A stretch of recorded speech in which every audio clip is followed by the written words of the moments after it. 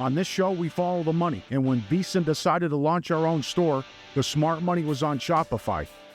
Getting the VSiN store off the ground was easier than we expected, and Shopify's templates and AI tools had us look incredible and professional from day one. Zero coding required.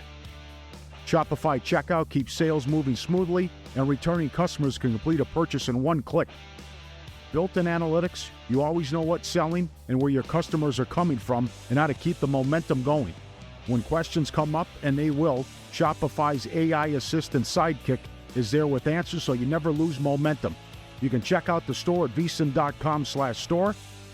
And if you're ready to build your own, all you need is the idea. Shopify handles the rest. Start your free trial at shopify.com/vsin. Shopify.com/vsin. Again, that's shopify.com/vsin.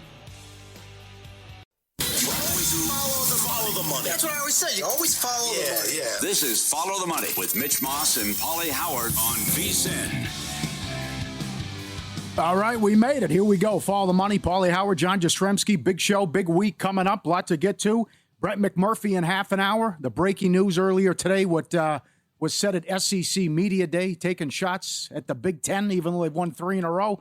We'll talk to Brett and preview the SEC. Seth Frass in an hour won $110,000 on Ryan Fox. He'll share the story and where he bet it and why he decided to bet it and jump in at 2,000 to 1. Hoops Peterson to talk MLB, a great MLB card coming up. Julian Edlow as well on Indecision 2026. Day 21, LeBron James, still no decision. And even though Adam Silver, his boss, called him out and said, cut it out, hurry up. You're holding up the schedule. We need an announcement here. Doesn't care. So it looks like we're going on to day 22. JJ, how you doing, friend? Good to see you. Paulie, it's an absolute pleasure. Rocking and rolling after what was a profitable Sunday, despite the fact that we got our hearts broken at the Open Championship. And I got to say, now that I've experienced the full complement of the Follow the Money team, because I was hanging with your guy Mitch each of the last 2 days while you were on vacation, it is an absolute thing of beauty that I am like all over with you Follow the Money guys. I can't get enough. I love the show, love working with the crew. And as I told Mitch and as I told you when we worked together a couple weeks ago, my job is don't crash the Ferrari. The Ferrari is going 90 in the left lane, riding down the 405 or whatever your highway of choice is. Can guarantee you this, you're not doing 90 on the FDR Drive, the Staten Island Expressway with the amount of traffic we have. But that's my goal, buddy boy. Let's not crash it. Let's have a hell of a week. Let's go. A great scene. It reminds me of Wolf of Wall Street with DiCaprio when he takes the Quaaludes and he's got to try to get home after the Quaaludes hit him and he's on the ground. So incredible. Great job. You cast a future on Spain and we'll do a tip jar tomorrow. So send them in and we'll put you on because so many people had Spain tickets throughout the last year or months, ftm@vsin.com. But what a sweat for you and other people who had futures on Spain that Argentina goes 107 minutes without a shot on goal, and you got to sweat that. And you're thinking that might go to PKs, and I could lose this after they played so well and dominated the final against Argentina. Paul, you nailed it. Like, Spain was so much better. They were clearly the more dominant team. Argentina couldn't get a shot on goal for basically 85 to 90 minutes of the match. And yet I'm sitting there and it's 0-0 because the netminder for Argentina is standing on his head. Spain can't finish. They can't go and score. And you're absolutely right. As someone that had Spain, as someone that gave out Spain on the VSiN Weekend Morning Line in addition on Sunday, let's be honest about this, Paul. If that goes to PKs, Argentina is probably winning the match. Yeah. They have the better netminder. Spain is not great in PKs. My worst nightmare was they don't score. This is PK City, and it's heartbreak city for John Jastrzemski. Thankfully, that did not happen. Now, the million-dollar question, Paulie, I think a lot of people are going to have on Monday. If they were not assessed the second yellow card, which turns into a red, and then you got to go and play with 10, the Spain score. We'll never know. Never know. That was a ridiculous job by Fernandez. I know. I can't believe he did that, although I thought it was the correct call. And do they get one? That's a good question as well. But if you would have lost that bet and that future after they now the other discussion was that they just thoroughly outplayed, and it was a good tactical job and managerial job to admit we can't do anything here. The best we can do is hope to get this penalties because we can't even get a shot on goal. I guess that was the right move. Other people are taking shots at them. That was disgusting how they played. At no point did they have a rally until late in the match. But from a tactical strategy and standpoint, maybe they did do the right thing because Spain. But here's where I'm at with it, that they were so lucky, and people comparing them to the Kansas City Chiefs. They scored 12 goals in the tournament from the 85th minute on. The record was 8.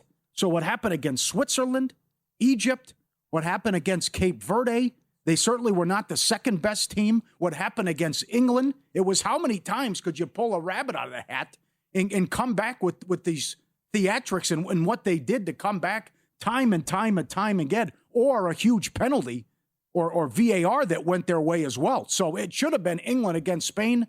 And what Spain did was an all-time job to have 7 shutouts and only give up 1 goal for the entire tournament. And you play France and Argentina and along the way, and the shocker against Cape Verde to start out with, it's the 0-0 draw. But I just think it was Argentina was lucky to be there, and they caught a lot of breaks and certainly weren't the second best team. That's how I saw it. Well, I totally agree with that. And listen, as far as the strategy is concerned, that to me is a credit to Spain. And I'm not going to pretend to be a roll-around soccer expert, as I know I've been using that phrase quite a bit over the last few weeks. But just look at the point of attack from midfield. Their midfield, Paulie, just controlled the ball like crazy. You couldn't get the ball if you were Argentina. Hey, we watched it against France. Mbappe, as brilliant a player as he is, he was deemed irrelevant in the match because of ball control and possession control, and the fact that the Spaniards had the ball again and again and again. And look, we could talk about, hey, what could have been if England goes and takes down Argentina. The real championship of this World Cup was the France-Spain game.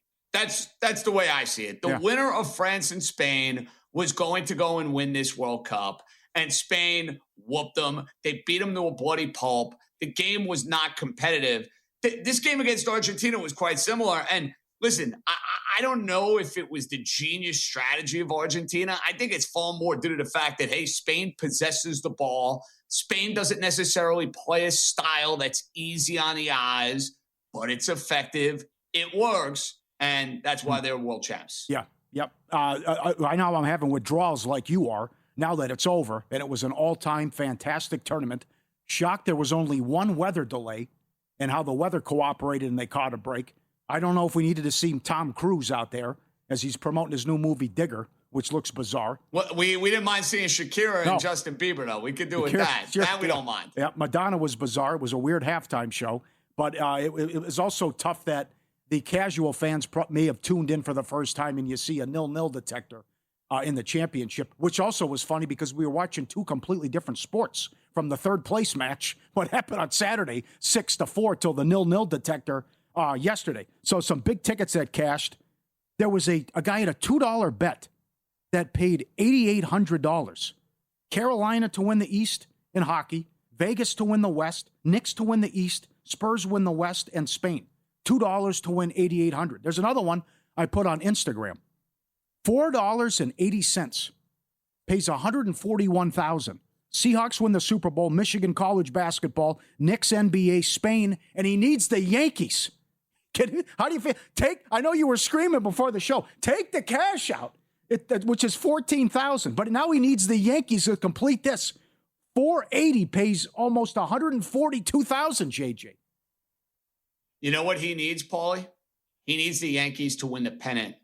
And then at least he can hedge the crap out of it in the World Series against the Dodgers, the Phillies, the Brewers, whoever you get. And we'll get into this a little bit later on the show because it was a very underwhelming weekend for the Yankees. And I think it was a very sobering weekend.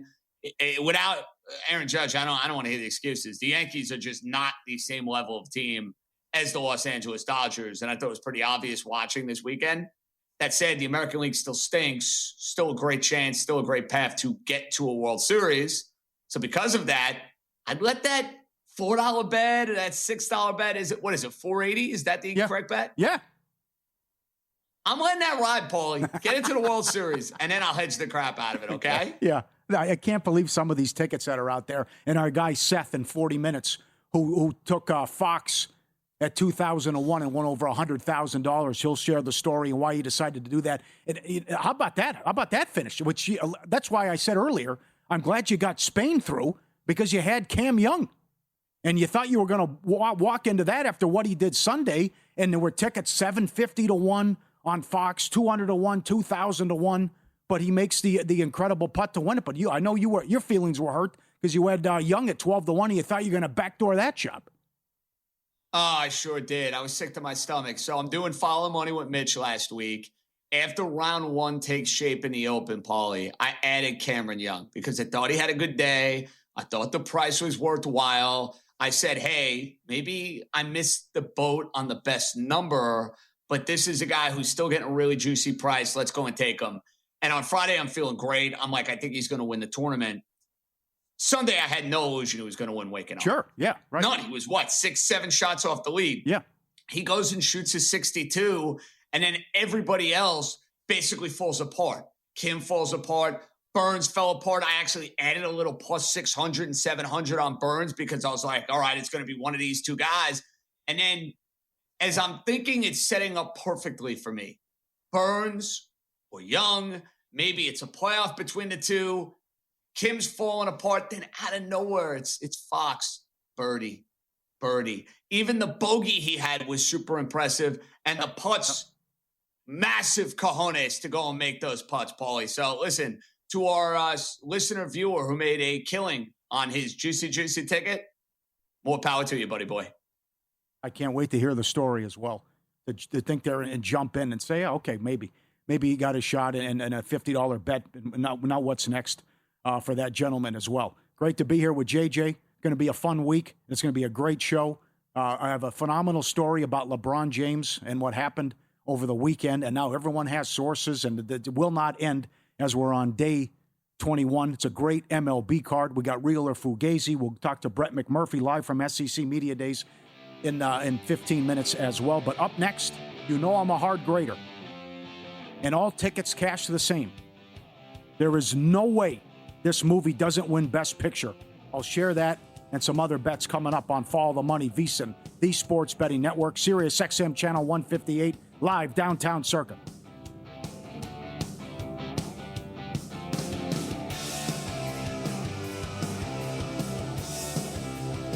Let me get your attention real quick, podcast listeners. I've got something for you that almost feels too good to be true.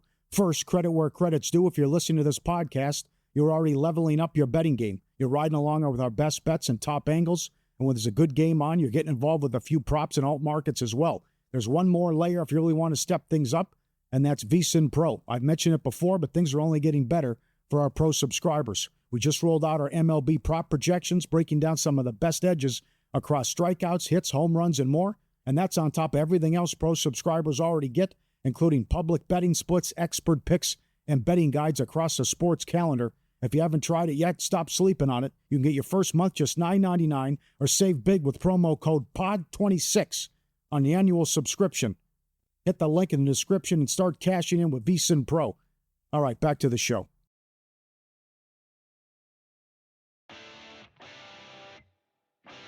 On this show, we follow the money, and when VSiN decided to launch our own store, the smart money was on Shopify. Getting the VSiN store off the ground was easier than we expected, and Shopify's templates and AI tools had us look incredible and professional from day one. Zero coding required. Shopify checkout keeps sales moving smoothly, and returning customers can complete a purchase in one click.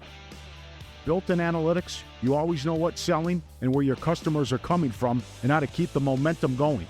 When questions come up, and they will, Shopify's AI assistant Sidekick is there with answers so you never lose momentum. You can check out the store at vsin.com/store. And if you're ready to build your own, all you need is the idea. Shopify handles the rest. Start your free trial at shopify.com/vsin. Shopify.com/vsin. Again, that's shopify.com/vsin.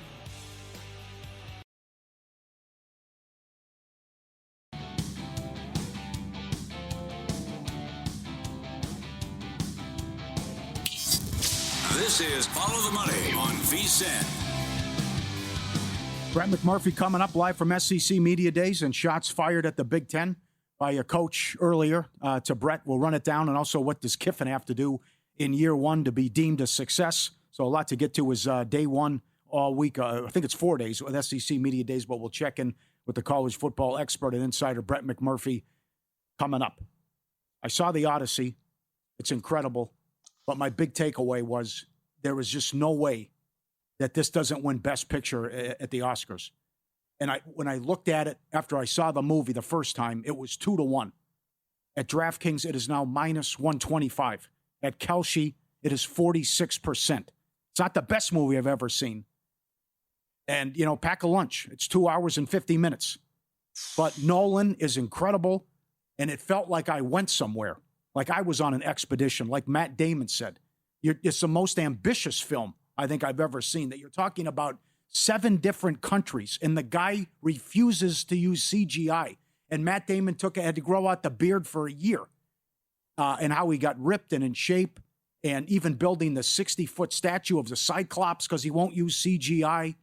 And and between Damon's performance, between Nolan directing, between Anne Hathaway, Leguizamo's incredible. I just find it hard to believe. To me, there's no way. And you're going to have to wait until March, but all tickets cash the same. To me, there's no way that doesn't win Best Picture. And as I tweeted after I saw it, it's got to set a record for Oscar nominations as well. Because if Sinners has the record, it's 100 times better than Sinners. But if that's got the record for nominations, to me, that's going to surpass that with 15 coming up when they announce all the Oscar nominations. And you could Hathaway, the Samantha Morton, if I'm pronouncing her name right, Matt Damon, Nolan, Best Picture, costume design, all of it. And I know Kyle Brandt from ESPN had the tweet about, I know what scene he's talking about, that there's a scene that still sticks with him because it was the loudest moment I've ever been involved with in all these years going to the movie theater, with how loud it was. And to me, he's talking about the scene with the Cyclops early on, and just how loud it is, the cinematography, the story, the 7 countries, Scotland, Iceland, Morocco, going all over the place. But to me, there's Digger with Tom Cruise, which I think could flop. Dune Part 3. If you're looking at the list and looking at the candidates on DraftKings or on Kalshi, I mean, if it starts out 2-1 and is now minus 120, to me, there's no end in sight about how high this could get when we're talking about, it's better than one battle after another too, which got so high. I think after all the hype got to minus $8 for Best Picture. So all tickets cash the same, JJ. That's my strongest opinion, that there's just no way Odyssey doesn't win Best Picture when it's all said and done. Okay, Paulie, I have not seen the film yet. I am excited to see it within the next few weeks. I'm going to ask you this question. Is it as good as Oppenheimer? I'm sure you saw it. Yeah. Yeah, I think it's better. Yeah. But I like Dark Knight better. There are people who like Dark Knight's a phenomenal film. Yes. Dark Knight didn't win Best Picture, though. Yeah, yes, right. But also, if you want to talk about ranking Nolan movies, if you're ranking Nolan movies, it's what? It's Dark Knight and Inception. Those are your top 2. Yeah, that's fair. I think that's how you could. I think those are your top 2. Here's my only pushback for you. Did you see The Prestige? Did you see The Prestige? I have not seen The Prestige. A lot of people think that's one of his top 3 movies. That's an incredible movie with an unbelievable ending as well. If you continue, I jumped in there, but that's I wanted to ask you. It's totally okay. Prestige, I need to put on the homework list, and that needs to be watched within the next couple of days, so that way I can report back and give you a good scouting report. My only pushback on the guarantee to go and win Best Picture, sometimes the Dopey Academy falls in love with one of these artsy, weird movies that nobody freaking watches. It comes out of nowhere and it goes and wins Best Picture. That is my only pushback for you. Everything you detailed and laid out as far as Nolan, as far as the cast, as far as the sort of epic nature within the film would tell me, yeah, it's a slam dunk. It should go and win Best Picture.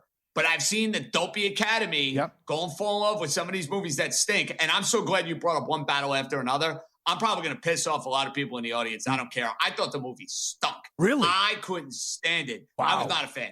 Okay. I was not a fan. The first 30 minutes were really good. Yeah. Sean Penn was incredible. The acting was really good. Yeah. I was kind of bored. I'm sorry. I found it to be a little boring. It was nowhere close to a top 5 DiCaprio movie either. Nowhere close. Well, I see your argument, but that's why I'm strong on it, because the love affair with Nolan, how he's the best director, and how everyone likes Matt Damon, which he also has an incredible body of work if you look at his resume as well. And to me, a once-in-a-lifetime performance out of Damon. The other thing is, I think we needed this too, right? Because when you go back to COVID, we lost the summer blockbuster and we lost the big movie experience, which you're looking at this in these 70 millimeter IMAX screenings are going on a secondary market and they're sold out. And there's only 30 or 40 theaters in the country that have this available. And you can't get in till September with some of this stuff. But it's also, this is something you have to see in the theater because of the experience and how Nolan shot it. And because some scenes are so loud. And I talked to Andrew before the show, who works in the back, about the scene on the boat and how loud it was. But we needed this too, about let's get back to the summer blockbuster. Let's get back to the in-theater experience. And to that point, though, and I want to see how you feel about this. And this is all over social media. Some people have a problem with it. And a lot of people, they say you shouldn't do this with it. So people are filming the ending, and there's an incredible scene at the end as the movie plays out. And this happened to me when I was at the theater. Right at the apex of the final scene, when there's a huge development at the end, the whole place goes crazy. They're cheering, they're yelling, they're screaming, at the end. And others, you can't do this. But that's the theater experience. That's what it's like going to a movie. And I hadn't heard that in quite some time. I can't even tell you the last time that ever happened. Yeah, the whole audience laughs together, but for everyone not everyone, but for most of the theater to be yelling and cheering at the end at one particular scene, I can't tell you the last time that's happened. And I think that's how do you think? What do you think about that if that occurs at a theater? And maybe the last time if that's ever happened to you when you're at the theater. I love it, man. So do I. I love it because it's a communal, together experience, right? Like the idea of everybody experiencing the joy of the movie, the sorrow of the movie, the excitement of whatever the climax may be. Yeah, I love the idea that people are getting into it. This is not exactly a pilot landing a plane that's a standard Las Vegas to New York flight. Yeah. It's one thing you get a little bit of turbulence and it's a rocky road and people are getting sick on the plane and the pilot gets everybody home.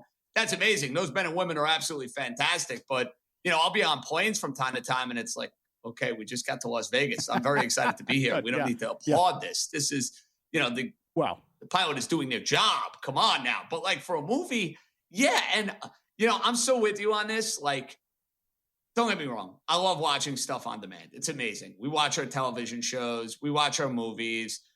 Sports is going in that direction. Yeah. But there is something cool about, hey, a big movie, a big event, you and your wife going to the movies, right? Like making a date night. We want to go and see this. We need it on the big screen. We went and saw, what was it? The Top Gun movie, right when we came out of COVID, the Top Gun Maverick movie. Yeah. My wife and I looked at each other and said, this is why you go to the movies, for this sort of experience. So I'm sure that the Odyssey takes it to another level. Mm-hmm. Can't wait to see it.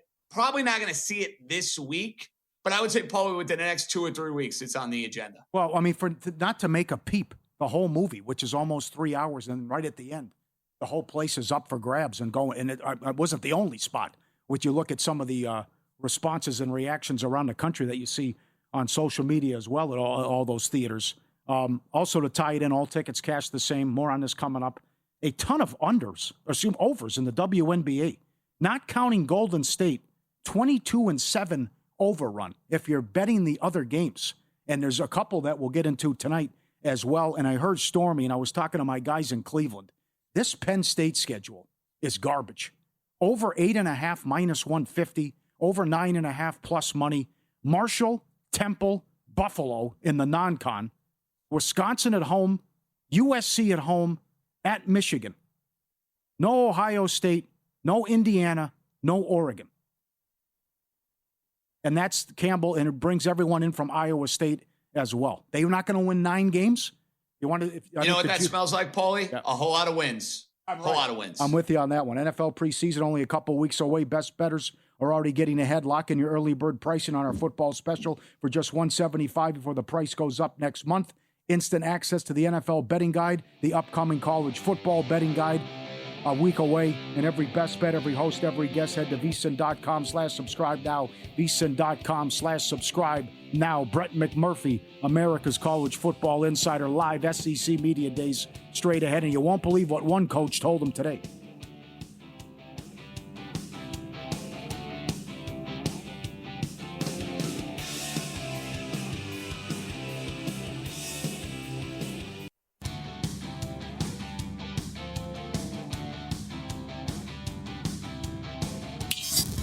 This is Follow the Money on VSiN. Win-lose coming up. We'll put a bow on the World Cup and a 350 and a 200-to-1 shot cashed over the weekend. Now time for America's College Football Insider, Brett McMurphy. Follow him on X at Brett_McMurphy's on the Progressive Guest Line on 3 Sports. And he caused a ruckus earlier today at SEC Media Day as he sat down with Eli Drinkwitz, Missouri head coach. How about what he told you, that they got the talking points already, Brett, even though they haven't won a national title in 4 years? Yeah, they're ready to go, Paulie. They've they got it all lined up. You know, the toughest conference in America. You know, they're going to a 9th conference game. He actually had said this a couple of months ago, that the coaches were basically told if they go to a 9th conference game, then the college football playoff would expand beyond 12 teams. Uh-huh. So that's why they agreed to do it. But of course, they went ahead and went to the 9 games, and now the college football playoff is not expanding. So they are concerned how it will impact the conference. And there's a lot of concern within the SEC of how the selection committee will value the SEC teams with that additional loss. Will they value their strength of schedule? And I guess it depends on how good you think the SEC is based on that strength of schedule. Okay. Now, how about what he said, that the Big Ten has an unfair advantage because they don't play a tough non-conference? Yeah. How about that? That's getting all the press and all the hype and nonsense today. Right. Well, I mean, he is accurate, but the Big Ten can play a non-conference power team if they like. They're not required to. And obviously he's referring to Indiana. Indiana does not play a non-conference power conference team, but they won the national championship and they went undefeated. Mm-hmm. So, you know, would they have won the national championship if they would have played Texas in the non-conference? Would they not have won the national title? I don't necessarily buy that. You know, or Ohio State and Michigan won the national title the 2 years before that. They both played Power 4 non-conference teams, but obviously Indiana does not. So that grabs a lot of the headlines. One thing, I don't know if you guys saw this tweet I put out, but Greg Sankey, the SEC commissioner, is talking about how this is the best football conference in the country. So I'm going to ask you, he said, no one has created the weekly competition as the SEC. We believe we are the best conference in college football. That obviously got a lot of reaction for a league that has not won a national title in 4 years. Right. The Paulie pop quiz, real quick. Yep. The SEC, in the 3 years that the Big Ten has won their last 3 national championships, the SEC has played in 10 playoff games against other Power 4 opponents. 10 games, the SEC, the last 3 years in the college football playoff. Mm-hmm. 10 games. What's the record? What do you guess it is? 3-7. 4-6 for me. You both are over. 2-8. Oh! 2-8. Oh. And to put that into a little more perspective, both of those wins were by Texas. Texas beat Clemson a couple of years ago, and then they beat Arizona State. The only other wins by the SEC in the college football playoff were in 2 SEC versus SEC games, One team wins, one team loses. And Ole Miss beat Tulane, a group of 5 teams. So the mighty SEC in the last 3 years is 2-8. You know what the ACC is? They're 3-2. Miami's got more wins in the last year than the SEC does in the previous 3 years, all their schools combined. That's incredible. That's a great tidbit, but it goes. Remember when they kept saying when we go to the playoff, we're going to win it every year. Well, they're 0 for 3, and they haven't won it in 4 years. And then that's the biggest stat to me. The biggest indictment of the conference is what you just said. So they keep trotting out with this. You know, I never heard this, by the way, until the BCS was created with the week in, week out grind and the toughest. I never heard that until the games are on ESPN and CBS. I guess, what's kind of frustrating for, specifically non-SEC people is you continually hear the drumbeat about how tough the SEC is, and it's the toughest gauntlet in sports. ESPN Football Power Index put out their top 25 teams or top 25 rated schedules, and all 16 of the SEC teams rated in the top 20. And it's like, okay, on one hand, I can see how that works with all the power ratings and all that. But what has happened on the field in the last 3 years has not translated to those being the best conference. And it's getting to the point now where you've got people debating, well, we're the best conference from top to bottom. Look, if you want to say you have the best teams, if you have the best worst 6 teams and your conference are better than my conference's worst 6 teams, then that's great. But nobody cares about that. All anybody cares is about is who wins the national championship. And when the SEC won the national championship, they had 13 national titles in a 17-year span, which was incredible. It will never, ever happen again. You never heard about how great the SEC was from top to bottom, but by God, you heard that they were national champs every year. Now that they're not winning the national championships, now they're touting, well, we're the deepest conference. We're the strongest conference from top to bottom. Well, okay, you've got a 4-year drought going right now. And Paulie, I'll tell you this right now. I think they go to a 4th year without a title. I don't think an SEC team will win the national championship this year. I'm with you on that one too. Yeah. Okay, Brett. Go ahead, JJ. Sorry. Oh, go ahead, Paul. No, I want to ask on these SEC teams though, Brett, because you got Texas a little under 7-1. Then you have Georgia a little under 9-1. Then you got Kiffin and LSU 18-1. Do you agree with that assessment? Texas, Georgia, LSU, is that how you'd rank them 1, 2, and 3? As far as the strongest teams, yes. As teams to win the playoffs, not necessarily. Because again, I just was talking about the strength of schedule in the SEC. The Texas does have one of the more difficult schedules in the country. They have Ohio State out of conference. They've also got Oklahoma. They have to go at LSU, at A&M. I mean, potentially they could lose 3 games. And I don't care what schedule these teams play in the SEC. The selection committee has shown that it will not put a 9-3 team, a non-championship 9-3 team in the playoff. So with Texas, they've got to win 10 games. I think their over/under is 9.5. Georgia is 9.5. That's the only 2 teams in the SEC, guys, that's over 9 wins. So are you telling me the SEC is only going to have 2 teams potentially with 10 wins or more? If so, they're only going to get 2 teams in a playoffs, and that's why I don't think they can win it. Georgia's, they've got, Oklahoma, they've got at Alabama, Florida, the usual suspects. They get Georgia Tech out of conference at home, so that's not as tough. But I agree with you. I think those are the 3 strongest teams, but I do think they are going to beat up on each other, because I don't think back when Saban was winning, I don't think there's a team that is Saban's teams were always head and shoulders above everybody else. The SEC is so much more balanced at the top now. You can add Ole Miss into that mix. That they kind of beat up on each other now, and they don't have anybody that's head and shoulders that then can go on to the playoffs and succeed and have a nice run. And I think that's what's really hurt the SEC. And I think it continues again this year. What do you expect out of Kiffin in year 1? I think vastly is probably too strong of a word, but I think they are vastly overrated. Okay. I think everyone's, they're the trendy pick. It's, Kiffin's coming there. Look what he did at Ole Miss. He's going to come in and snap his fingers and they're going to win a national title. I don't think it's going to happen.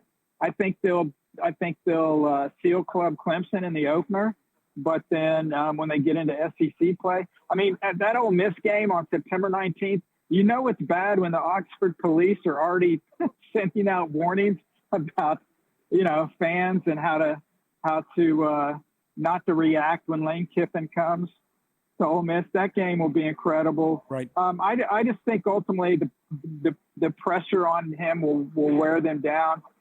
I don't think they're as strong. Sam Leavitt, obviously a very good quarterback at Arizona State.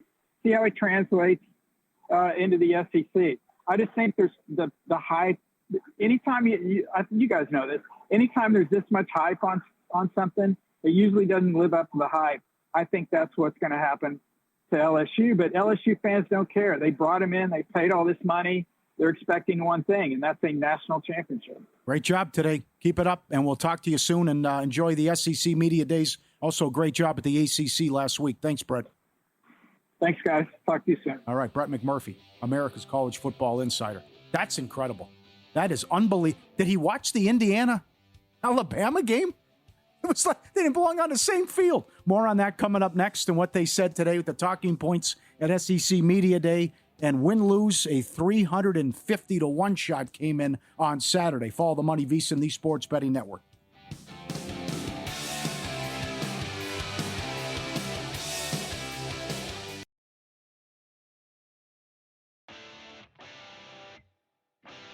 On this show, we follow the money, and when VSiN decided to launch our own store, the smart money was on Shopify. Getting the VSiN store off the ground was easier than we expected, and Shopify's templates and AI tools had us look incredible and professional from day one. Zero coding required.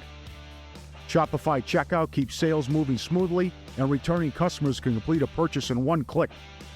Built-in analytics, you always know what's selling and where your customers are coming from and how to keep the momentum going.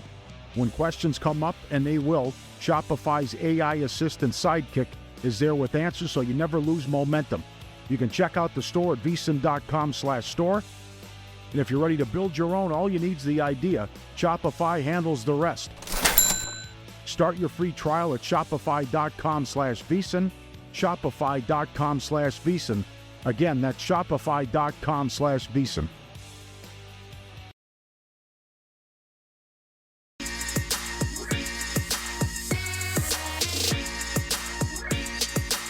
Win Some, Lose Some is sponsored by the Sharp Plays.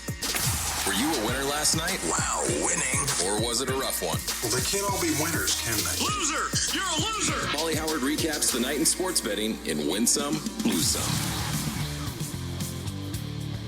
Spain was 6-1 to win it on July 7th. Seemed like a gift going back. But remember, they got off to that rough start against Cape Verde. But then the defense was incredible to concede only one goal the whole tournament. Draw 2-1. 0-0 detector 7-1. Spain to win in extra time 12-1. Torres first goal 7-1. Hernandez player of the tournament 25-1. Name the final Spain Argentina 16-1. It was a different sport on Saturday. Third place game. Saka hat trick 350-1. Rice first goal 40-1. Rice anytime 14-1. Mbappe 2+ goals plus 450. Did you get involved here? Because I thought Nigel made a great point. I don't know if the meat man said it, but Mbappe was 2-1 to win the Golden Boot after England lost, because people were thinking he wouldn't play in the third place game. Nigel was saying, yeah, he's going to play. He wants to win the Golden Boot, and it was mispriced, and he was right. He sure was right. I bet the call. 2+ goals. I did not get involved with the Golden Boot, and you're right. There's a little buyer's remorse from your boy. And how good were those guys, Paulie, by the way, on the World Cup? Nigel, Meatman, Crook. I mean, you had the guys on. Yeah. We had the guys on. They were so on top of their game with all of this stuff. And I know we're not going to be doing a ton of soccer now throughout the course of the week and the next few months, and hey, probably the next few years till we do the World Cup again. But salute to them. When we do this in a few years, they're welcome back in a big way, you know? Yep. And Zadroit gave out like a 16-1 shot, and then DeBundo, who said it was a hammer job to bet the third place game over 2.5, and boy, was he right. How easy that was with a 6-4, 5. God knows what that paid. I didn't even see it go that high. I saw a 5-3 and 4. I didn't see a 6-4 exact score. Goal in the first 10, 4-1. England outright plus 280. MLB Saturday, Clemens 2 home runs, 80-1. Abreu 48-1. Torkelson 38-1. Yesterday, Goodman 3 home runs, 100-1. Riley to hit 2 was 51-1. Baldwin was 46-1. Ryan Fox 200-1 wins the Open Championship. And again, we'll do this later in the show. WNBA overs, not counting Golden State, who's an under team, and it won like 7 in a row. 22-7 overrun. And I think we'll see some points tonight. Subscribe, be part of the team, vsin.com, our radio and podcast friends. You always want to see these tweets and videos. At Paulie Does Vegas on Instagram. Send them in. We'll put you on. You know, JJ, it really ties the room together. We're talking about movies. The Big Lebowski rug was auctioned off for $375,000. And there it is right there that the dude had. He took from Lebowski. That is awesome. That I understand. That I go along with. Ties the room together. And I go along with this one. Someone paid $50 million for a T-Rex named Gus, which was a staggering amount what this stuff is. But that I can see. Like if you're going to pay $3-4 million for a baseball card, you know, this it's like, okay, here, you can actually, hey, JJ, you want to come over and see my T-Rex? I got $50 million. You got a picture of that one, Luke? 201? I mean, it's incredible. It's like, that could be in someone's, look at this. It could be in someone's living room. Guy paid $50 million for it. Unbelievable, Gus. It's the stuff that they have. You want at these that auctions, T-Rex? Yeah, the stuff that they have at these auctions is nuts. I'll take the rug. Would you? $370,000? Oh, I'll take the rug. I wish I could afford it, to be honest with you. But I'll, you know, the T-Rex. I don't know. I don't know if I have enough space for the T-Rex. You know what I mean? Probably the rug. I know I can fit. No kidding. The rug is manageable. I know it's tight. You live in Manhattan. Forget about it. There's no way. Not big enough with that real estate. Oh my! It's astonishing the stuff that's up there. The stuff that people have and what are like a Michael Jordan. I saw today. A Michael Jordan ID from the Dream Team at the Olympics sold for like $90,000. Just a picture of him. Looks like a driver's license. $90,000. One lose some. This was excellent. Like if there wasn't video, no one would believe you. Where the guy's out golfing, and then the bear comes out of nowhere and he thinks he's going to attack the cart. Everyone, get out of here. Oh my goodness. Yeah, he takes the gloves. Oh my goodness. He's got the clubs, JJ. Look at this. And the bear looks so cute.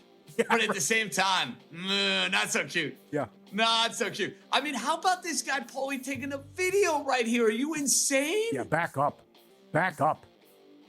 I mean, do you want to die? I mean, honest question. Yeah. No, I'm with you. Absolutely. Good, fair point. And here he is. He's just a little fella. But then he takes the golf clubs in the bag and says, okay, on about my day. He's not getting those clubs back. Round's over. That's it. See you later. You're not getting those back. There he goes. There's no way you'd believe that story. Time to go get fitted again, Paulie. Oh, my God. Time to go get fitted. No way you can tell that story unless you have video. No one would believe it as the bear attacks the golf cart and then grabs the clubs. Bad beats. You had it. Cam Young. Tough. I know he was a long shot, but to have the lead there and how Fox won it was incredible. And again, a listener who won $110,000 will be coming up in 10 minutes. And the Cardinals led 7-0 and blew it yesterday as the Diamondbacks came back to win 8-7, and Friday the Padres led 6-3 in the 10th and lost. Sports calendar never stops. Sharp Plays covers it all, winning for 15 straight years, all of it documented. Logs posted publicly, sharpplays.com. When they move, the books take notice. Advanced AI, trusted insider intel. Define the value before the numbers shift. Respected, watched, and feared. Start winning with them. sharpplays.com. During the commercial break, Brett McMurphy said he loved Project Hail Mary. He was strong on that movie. He hasn't seen Odyssey. I gave Odyssey an 8.5. I gave Matt Damon's performance a 10. But that was surprising that he was so strong on Project Hail Mary, what he said. Richard Roper, who friend of the show, he's on next week. And he said, oh, I lost it. Oh, here it is. One of the most enthralling movies I've ever seen.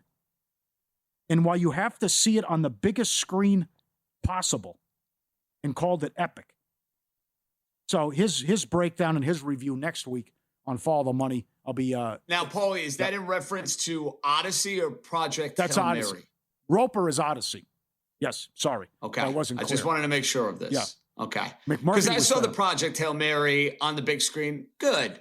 I wouldn't say it was the most epic movie on the big screen I've ever seen in my life. Like, I wouldn't put it in that category. So I just wanted to make sure our P's and Q's were taken care of, you know? Yeah, Roper couldn't get enough of it. I mean, he just he loved it. But he's a huge Nolan fan, and he sat down with Nolan and interviewed him before the movie came out as well. Where are you at with this LeBron nonsense? Day 21. I'm over it. Yeah. I mean, are you kidding me? Paulie, it's what, July the 20th? Let's go here. Yeah. You're dragging your feet. I get you didn't want to do it the first week of July. Then everybody tried connecting the dots thinking, hey, at Fanatics Fest for Michael Rubin's extravaganza, he was going to break it on, I guess it was Tyrese Halliburton's podcast. Mm-hmm. That doesn't happen. Mm-hmm. And yeah, like if you're a Heat fan, if you're a Warrior fan, if you're a Cavalier fan, you just want to know what the deal is so you can go on with your life. And I think now with all of this deliberation, Paulie, I don't know if you feel this way. I almost think in a way now it will be even worse for the Cavalier fan. Like it won't be 2010 bad where they got their hearts broken at the peak of LeBron's greatness. But with the way he's kind of dragging this along, is he really going to break the hearts of the Cavs fans again? Absolutely. I totally agree with you. And we'll play some audio coming up in about an hour as well. How he's going to piss people off. Imagine your boss, the commissioner, says, let's go. We can't make the schedule. You have to, until you make a decision. He's like, I don't care. I'm going day 22 tomorrow. And there's supposed to be an announcement today, and maybe it still happen. But we're running out of time as well. And in Cleveland, they were trying to track down if he was on a golf course today, because if he's on the golf course, there wasn't going to be a decision as well. How about the SEC crying? Isn't this something? Like the Big Ten has won it 3 years in a row, and you just come out with all your talking points again where like the Rose Bowl was complete domination. Indiana was so good. Ohio State beat Texas. You had a good point. We're talking before the show. Ohio State beat Texas. They play again coming up this year. But it's like, well, okay. No credit. You were supposed to win every one of these once they went to the expanded playoff, and now you're 0 for 3. And that Brett McMurphy stat is unbelievable. That when they're not playing a group of 5 or each other, they're 2-8 in the playoff thus far. 2-8. Paul, the SEC, you know what they're acting like? They're acting like the hottest girl at school that has now been eclipsed by somebody that's better looking and more attractive. And they just can't deal. They just can't handle the fact that at the moment, the SEC is not what they once were. Or it's like an aging superstar thinking, hey, I'm the guy I was when I was 23 or 24 years old. You're not. The SEC, hey, it's still a really good league. They still have really good teams. But you got to go win a couple of championships before you can start pounding your chest once again. Sorry, that's the way it goes. Tip jars open tomorrow. Send in pizzeria. See if you got any Spain tickets. Speaking of big tickets, you're up against this. A listener reached out this morning. Seth won over $100,000 on the Open Championship. He'll share his story next.